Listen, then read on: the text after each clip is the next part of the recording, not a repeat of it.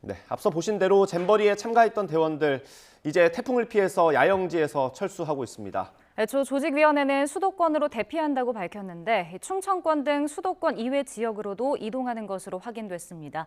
현장 나가 있는 취재기자 연결합니다. 김민성 기자.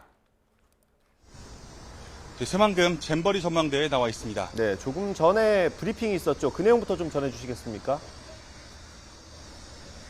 예, 지금 한창 잼버리 참가자들이 이제 야영지 밖으로 빠져나가는 작업이 계속되고 있습니다.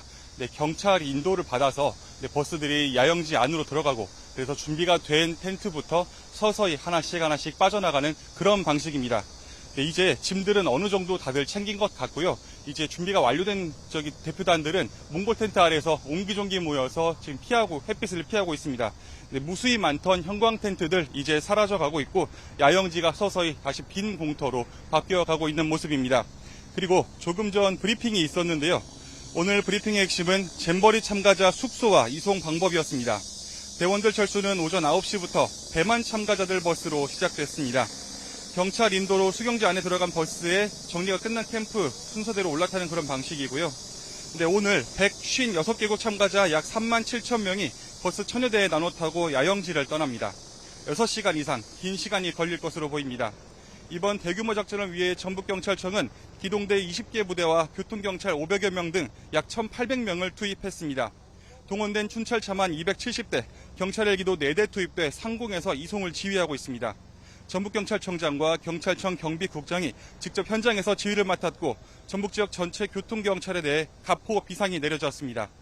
참가자를 태운 버스는 야영지에서 벗어나 수조 교차로를 거쳐 부안 IC를 통해 전북을 빠져나가게 됩니다. 잼버리 조직위원회는 어제 오후 브리핑을 통해 제6호 태풍 카눈의 영향권에 이곳 새만금도 미칠 것으로 예보돼 비상대피를 결정했다고 밝혔습니다. 조직위는 애초 참가자들이 수도권으로 간다고 발표했지만 실제로는 충남, 충북 등 다른 지역으로도 이동하는 것으로 확인됐습니다. 정부는 수도권과 충청도 등 8개 시도와 협조해 128개 숙소를 운영합니다. 숙소는 정부기관과 공공기관 연수원, 기업체와 금융기관 연수원, 종교시설 연수원 등 연수시설 중심이고 제일 많은 수는 대학교 기숙사입니다. 태풍 예상 진로에서 위험도가 상대적으로 낮은 우리나라 왼편으로 참가자들을 옮기는 방침입니다.